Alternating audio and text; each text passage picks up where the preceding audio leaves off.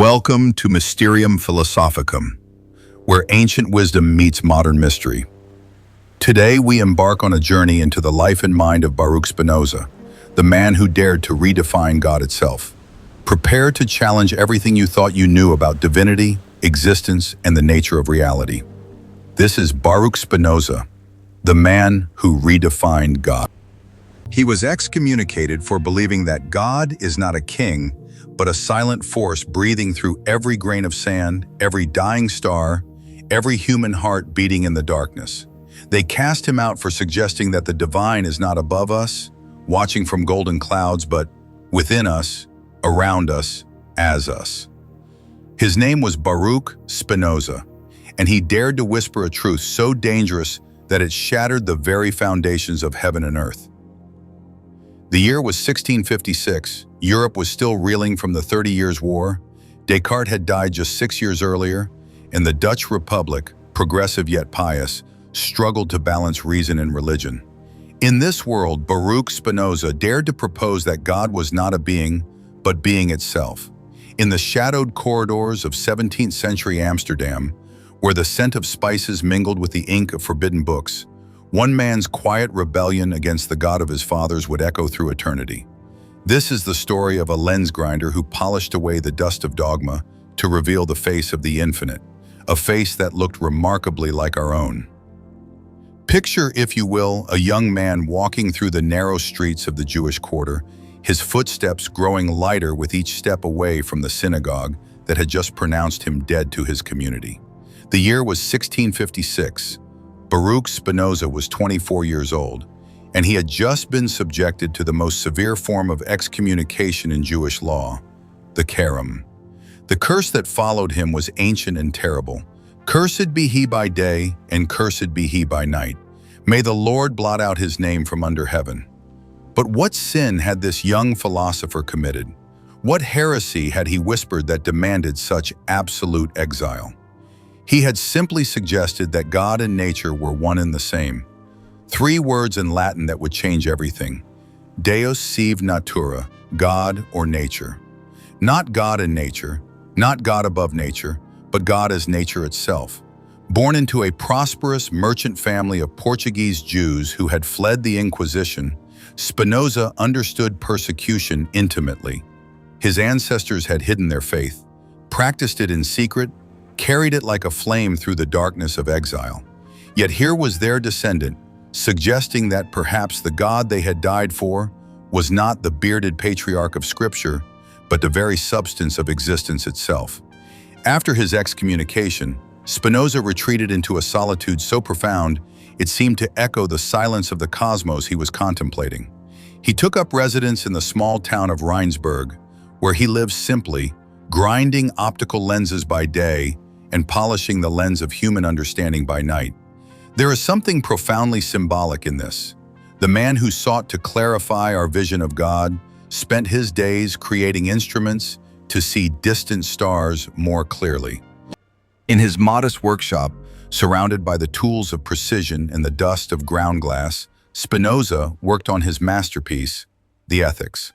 Written in the geometric style of Euclid, structured like Euclid's geometry, with definitions, axioms, and propositions, aiming not to persuade through rhetoric, but to reveal truth through necessity. It was a bold attempt to turn metaphysics into mathematics, ethics into ontology. It was a work that attempted to demonstrate the nature of God, the mind, and human freedom with the same logical rigor one might use to prove a theorem about triangles. But what emerged was far more than mathematics. It was a new scripture for the modern age. To understand Spinoza's revolution, we must first understand what he was revolting against. The God of traditional theism, whether Jewish, Christian, or Islamic, was conceived as a being apart from creation, a divine monarch ruling from his celestial throne, intervening in human affairs through miracles, demanding worship, capable of anger and love. This God was personal, anthropomorphic, a cosmic father figure who watched over his children with a mixture of justice and mercy. Spinoza's God was something altogether different. His God was not a being, but being itself, not a force within nature, but the very force of nature. Every falling leaf, every beating heart, every supernova exploding in the cosmic depths was not created by God, but was God, expressing the infinite creativity of existence through countless finite forms. This was not the cold materialism of the mechanists, nor the distant deism of the rationalists. This was something far more radical, a vision of reality as sacred through and through, where the distinction between creator and creation dissolved into a unity so complete that to know nature truly was to know God directly. Imagine the terror this vision must have inspired in the religious establishments of his time. If God was not separate from nature, then where was the need for priests, for temples, for the elaborate hierarchies that mediated between the divine and the human? If every stone and stream was sacred, if every human being was a finite expression of infinite divinity, then the very foundations of institutional religion crumbled. But Spinoza's vision was not meant to destroy the sacred. It was meant to reveal that the sacred had never been absent. We had simply been looking in the wrong direction, searching the skies for what lived in the depths of our own being. This leads us to the heart of Spinoza's ethics, his understanding of how we ought to live in a universe where God and nature are one. For Spinoza, true freedom was not the ability to do whatever we please, but the recognition that we are part of a vast web of cause and effect, an infinite chain of necessity that connects every moment to every other moment in the cosmic dance. The sage does not rage against the storm or curse the darkness. The sage understands that the storm and the darkness are as much expressions of the divine nature as the sunshine and the calm.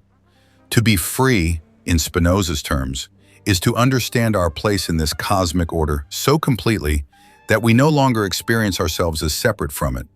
This is not passive resignation. It is active participation in the intelligence that moves the stars. When we understand that our individual will is part of the universal will, that our small life is a unique and unrepeatable expression of the infinite life, we experience what Spinoza called acquiescentia in se ipso, a profound self-acceptance that comes from knowing ourselves as part of something immeasurably greater. But perhaps the most haunting aspect of Spinoza's philosophy concerns what happens when this finite expression of the infinite, this human life, comes to an end. Death, that great teacher of philosophers, that ultimate reminder of our mortality, held no terror for Spinoza, not because he believed in personal immortality in the traditional sense, but because he understood that whatever is eternal in us was never truly personal to begin with. In his most mystical moments, Spinoza spoke of the mind's capacity to participate in eternity, not as a reward for virtue, but as a natural consequence of understanding. When we know something truly, when we grasp it with the clarity of geometric demonstration, we participate in the eternal aspect of mind itself. The truths of mathematics, the laws of nature, the deep structures of reality, these are not bound by time. They simply are, and when we know them, we share in their timeless being.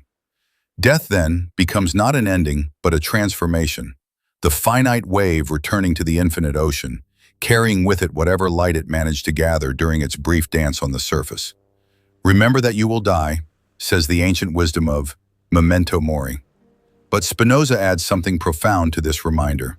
Remember that you will die, but know that whatever truly is in you can never die, for it was never truly born. The man who redefined God died at 44, his lungs damaged by years of breathing glass dust from his lens-grinding work. But his vision lives on, whispering its dangerous truth to anyone willing to listen. That the divine is not a distant king demanding worship, but the very ground of being itself, closer to us than our own breath, more intimate than our own thoughts. In the silence that follows the storm of dogma, in the stillness that remains when all the prayers have been said and all the temples have crumbled, there is something that abides. Spinoza called it God. Others call it nature. The mystics call it the One. But perhaps names are less important than the recognition itself. The sudden awakening to the fact that we have never been separate from what we sought, never been exiled from what we called home. The lens grinder of Amsterdam polished away the dust of centuries to reveal this simple truth. We are not strangers in a cosmic wasteland, but expressions of the cosmic intelligence itself, temporary forms through which the infinite learns to know itself. In remembering our mortality, we touch the eternal. In accepting our finitude, we participate in the infinite. He taught us that salvation is not found in obedience, but in understanding, that we are not subjects of a distant king, but expressions of an infinite necessity whose laws are as sacred as they are knowable. If these whispers from the depths of philosophy stir something in your soul, if the mystery of existence calls to you as it called to Spinoza, then join us here at Mysterium Philosophicum, where ancient wisdom meets modern wonder, where the questions that have haunted humanity since the beginning of time are explored with the reverence they deserve. Subscribe to continue this journey into the profound darkness where all light is born, where every ending is a beginning, and where the face of God waits to be discovered in the mirror of our own deepest understanding.